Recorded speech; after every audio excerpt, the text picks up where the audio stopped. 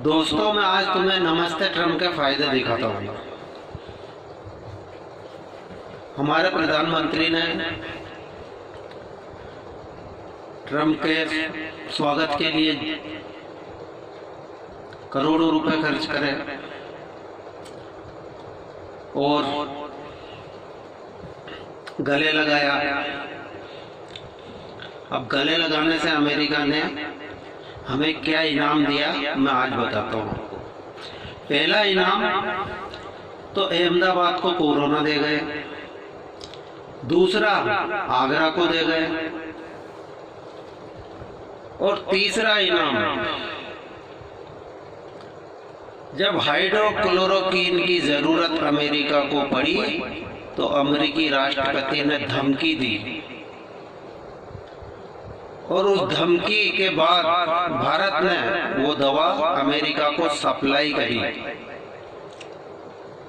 और उसके दूसरे दिन व्हाइट हाउस के ट्विटर हैंडल से प्रधानमंत्री मोदी को फॉलो किया गया और उसके 2 दिन बाद उनको वापस अनफॉलो कर दिया गया। प्रधानमंत्री मोदी को जब व्हाइट हाउस के ट्विटर से फॉलो किया गया तो हमारे देश की मीडिया बहुत जोर जोर से चिल्लाई कि दुनिया में कोई ऐसा प्रधानमंत्री नहीं, कोई ऐसा व्यक्ति नहीं जिसे व्हाइट हाउस फॉलो करता हो। लेकिन हुआ क्या, 2 दिन बाद अनफॉलो। और तीसरा इनाम ये दिया अमेरिका ने। अमेरिका की एक संस्था है जिसका नाम है US commission of international freedom, religious freedom. उसने कल एक ट्वीट किया और उस ट्वीट में कहा गया कि भारत जैसे बड़े लोकतांत्रिक देश के अंदर धार्मिक स्वतंत्रता का जिस खतरनाक तरीके से हनन किया गया है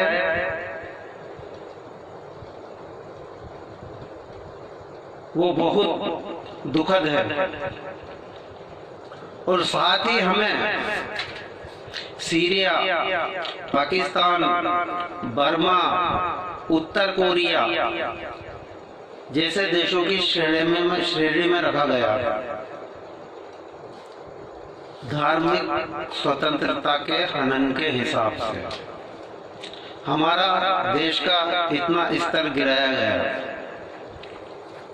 उसके अलावा इस रिपोर्ट में यह भी कहा गया कि भारत सरकार की जो एजेंसियां हैं, जो अफसर हैं, जो धार्मिक स्वतंत्रता के हनन में जवाबदार हैं, उन पर प्रतिबंध लगाया जाए और उनकी संपत्ति को जब्त किया जाए। और साथ ही ये भी सिफारिश करी है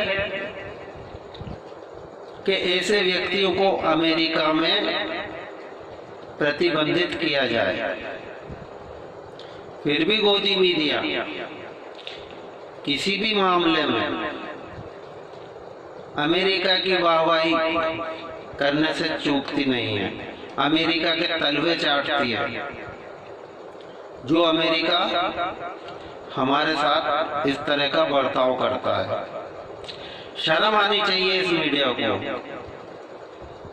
और ये मीडिया नहीं है, ये जो 5-7 पत्रकार है ना, ये 1 नंबर के दलाल हैं। इनको सिर्फ दलाली करनी आती है, पत्रकारिता नहीं। ये पत्रकारिता के नाम पे कलंक है और ये अमेरिका के गुलाम हैं। और देश के अंदर धार्मिक सद्भावना बिगाड़ने के लिए पुरजोर कोशिश कर रहे हैं। मेरी सभी मेरे देश के वासियों से अपील है कि हिंदू, मुस्लिम, सिख, ईसाई सब एक साथ मिलकर रहें, तभी हमारे देश की तरक्की होगी और तभी हमारा देश विकास करेगा। धन्यवाद।